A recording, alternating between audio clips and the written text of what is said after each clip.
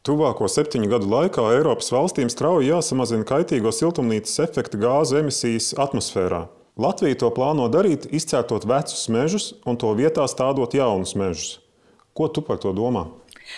Patiesību sakot, kad es pirmo reizi izdzirdēju šo ziņu, tas bija šķiet raidījumā nekā personīgi. Es domāju, vai tas ir slikts joks?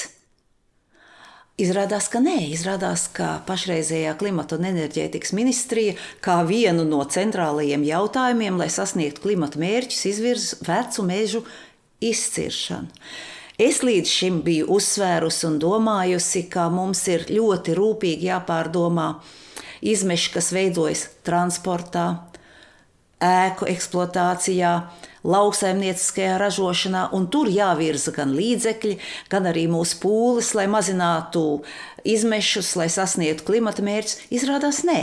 Izrādās pašreizējam ministram ir iešausies prātā doma izcērtam mežus, tā vietā stātam mazas kociņas. Man liekas, arī ministram, kurš varbūt pa vidas jomu nav īpaši interesējies, būtu jābūt skaidram, ka izcērtot vecus kokus līdz tam brīdim, kamēr šie iestādītie mazie kociņi sasniegs šo veco koku līmeni, paies cik gadi? 10, nē, 20, 30, 40, 50. Ideja ir absolūti absurda. Es domāju ar tādu lielu ticamību, ka šo ideju varbūt ir pametuši tie kokrūpnieki, kam neinteresē ilgspēja, kam neinteresē Latvijas daba un citas vērtības, bet kas grib varbūt ātri un viegli nopelnīt. Diemžēl arī sarunā nesen ar uzņēmējiem, starp citu arī ar kokrūpniekiem, kur atzina šo ideju par absolūti absurdu. Viņi teica tieši to pašu, ko es minēju, cik ātri tas koks izaugs un kāda būs tā kvalitāte. Tie jau vairs nebūs ozoli, kļavas. Varbūt kļavas ir ātraudzīgas, bet katrā ziņā no vērtīgākajiem kokiem sasniegt tādu atdevi, kā tagad izcērtot vecos mežus, tas vienkārši nav iespējams. Tiešām es gribētu arī ministram, ja viņam kādreiz varbūt iznāks paklausīties šo vai paskatīties šo podkāstu, es gribētu arī teikt, padomājiet par šīm jomām, kas arī jūsu atbildībā. Jūsu atbildībā tomēr ir enerģētika. Domājam par to, kā izvietot saules paneļus, kā iedzīvotājiem caur sociālo klimata fondu, ko mēs Eiropas parlamentā un komisijā esam izveidojuši, kā palīdziet iedzīvotājiem nomainīt, piemēram, gāzes vai kādu citu apkures veidu pret videi draudzīgāku.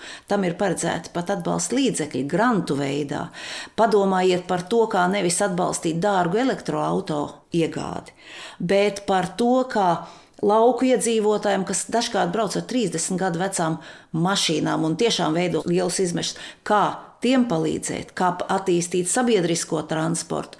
Es domāju, arī ēku renovācijas pakāpe Latvijā ir viena no zemākajām visā Eiropas Savienībā. Eiropas Savienība ir iecerējusi šo renovēto ēku daudzumu divkāršot. Mēs savukārt runājam par mežu izciršanu.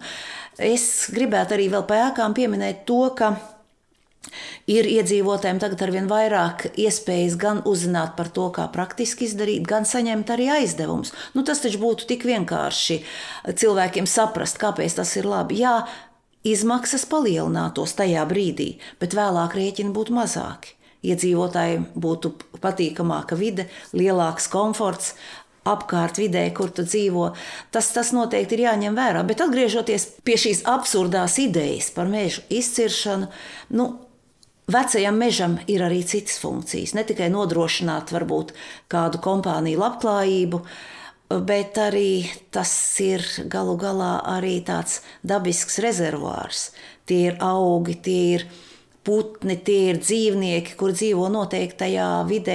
Tie gal galā ir arī resursi latviešu tik ļoti iecienītajām sēnēm un ogām. Es domāju, ka koki noteikti ir jāstāda, bet ir jau tik daudz cirsmu, kuras ir atstātas un neapstādītas. Tad orientējamies uz tām cirsmām. Protams, koki ļoti daudz ko var dot izmešu neutralizācijā, bet katrā ziņā vecu mežu izciršana.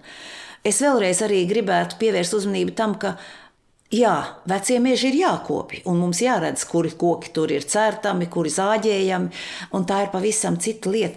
Bet izcirst vecus mežus, lai risinātu klimata mērķus un stādot jaunaudas, absurdāku ideju es patiešām neesmu dzirdējusi. Bet kāds ir tas galvenais arguments? Sanāk, ka veci meži viņi vairs neuzsūc pietiekami daudz CO2 gāzi. Kāds ir pamatojums?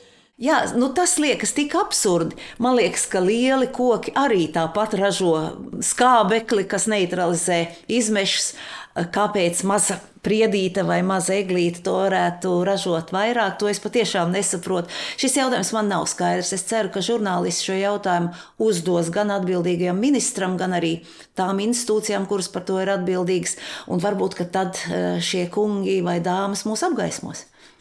Bet ja tā meža izciršanas ir šo īpašnieku interesēs, kas šobrīd viņiem liedz izcirst tos vecos kokus, ja viņi to redz, ka tas atbilstoši viņu saimnieciskajām interesēm? Arī šāda aizlieguma nav. Tātad es domāju, ka ir jārīkojas tā, kā tas ir dabai izdevīgi, kā ir ekonomiski izdevīgi. Man pat arī stāstīja tieši viens kungs, kurš uzaicināja speciālistu, es nenosaukšu no kuras institūcijas, ļoti cienījamas institūcijas, ka viņš gribētu mazliet patīrīt to savu veco mežu. Un viņš man stāstīja, cik viņš ir bijis pārsteigts, ka šis kungs tagad domā, šeit mēs varētu izcirt to. Viņš saka, man jau tik daudz nevajag, es tikai gribētu patīrīt. Nē, mēs tur tagad sadalīsim kvadrātos, lai tur apietu tādu normu un tādu normu. Un viņš man teica, viņš man piedāvāja tādu meža izciršanu gandrīz vai pusi un pilnīgi legāli, kas būtībā nav atļauts. Bet, lūk, tā tad ir acīm redzot institūcijas un ir acīm redzot cilvēki, kas ir ļoti interesēti, ļoti ātri nopelnīt, neraugoties uz to, kas notiek ar Latvijas dabu, Latvijas ekonomiku ilgtspējā. Jo es arī vēlreiz uzsvēršu, ka Skandināvijas valsts, kurās arī ir visai daudz mežu, tās valsts necenšas iznīcināt savus mežus. Labprātāk viņi nāk mūsu valstī, tas ir ekonomiski izdevīgi, un viņi savus mežus uzskata par savu pensiju fondu, par savu attīstības fondu. Kāpēc mums atdot savus brīnišķīgos mežus, savu dabas bagātību kādiem, kas grib ātri un bez liekām pūlēm nopelnīt? Arī šis jautājums man nav skaidrs. Braucot pa Latviju, ir iespējams redzēt daudzas kailcirtes. Vai esi arī kaut ko tādu novērojis? Protams, ka es esmu novērojis.